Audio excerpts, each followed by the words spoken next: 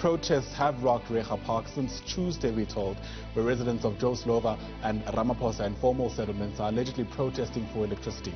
Our very own Linda Mnisi is in that community to give us a sense of why residents have been on the rampage over the past few days. Linda joins us now live. So, Linda, of course, I already see some form of presence of officials behind you. Perhaps let's take stock of the situation there now as things stand. Well, a very good morning to you, Ayanda. We understand that the situation has been very tense since early in the week. Like you say, protests, we're told, started on Tuesday and they've been going on.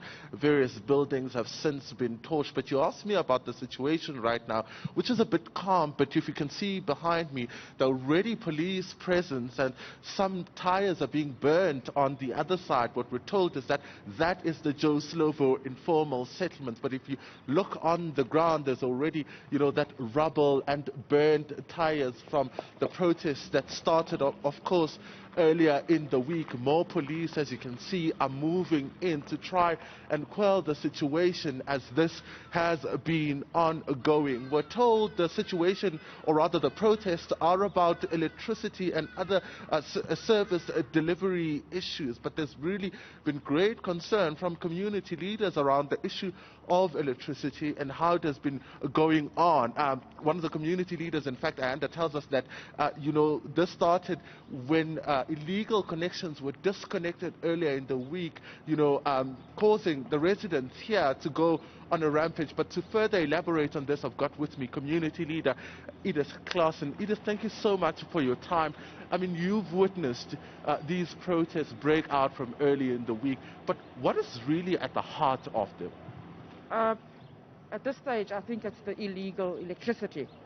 I do understand it's winter and everybody wants electricity, but we didn't make the promises to the people for electricity. As it is, they are staying on illegal grounds. Why the authorities don't give them what they want, we don't know as a community. But this has affected us so badly because now infrastructure is being gutted down. This is a St. Anthony's Skills Training Center for everybody to better their education on. It was gutted down on Wednesday. Behind me is the church, also St. Anthony's, that was gutted down. In our community, there's 3 churches that's been petrol bombed. The pastors has to, at night, come out and watch the buildings with the community because it is so unacceptable. We cannot, this is what we've, over the past years, 20 years that this has been standing and now it's been bombed, petrol bombed. I mean, it's so unfair. It is so unfair for us as the community because how long are we going to wait again now for something else like this to be rebuilt? Who's going to pay for it in the first place?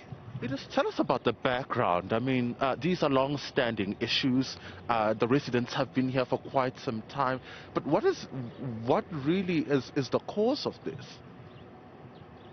As I said, Linda, it's the illegal connections. On Tuesday, the Red Ends came in to disconnect illegal electricity supply because these guys have been connecting electricity from the main boxes, the substations. And on Tuesday, the mini-sub was bombed, petrol bombed. When we woke up at around 5, there was no electricity in Reiger Park. And that all sparked it off. So then tell us about, some of the committees that you've had to form. We understand that there are committees that had to be formed as a result of the illegal connections that have been happening here.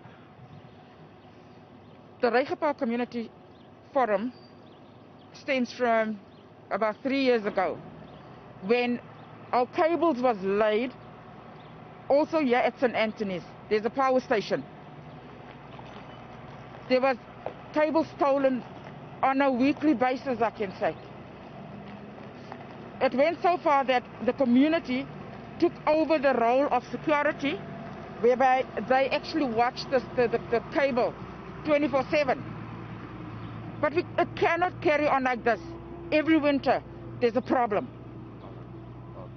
There you have it. That's Edith Claassen. She's the community leader, Ayanda, really calling on government to do something about the protests that are seemingly happening every winter. She says these are long-standing issues from residents who are in the informal settlement. As you can see, police are moving in, Ayanda, making sure that they are keeping a close eye on the situation. But later, of course, we will be going in to really find out exactly what is at the heart of the residents who are living and occupying, in the Joe Slovo informal settlements, to really get a sense then of what will be the resolution now that there seemingly is no end in sight for these protests. Ayanda? All right, thank you very much, Linda Mnisi. We're going to leave it there for now. Certainly appreciate you getting us into the picture. That's our Linda Mnisi there, live to us from the troubled community of Reha Park.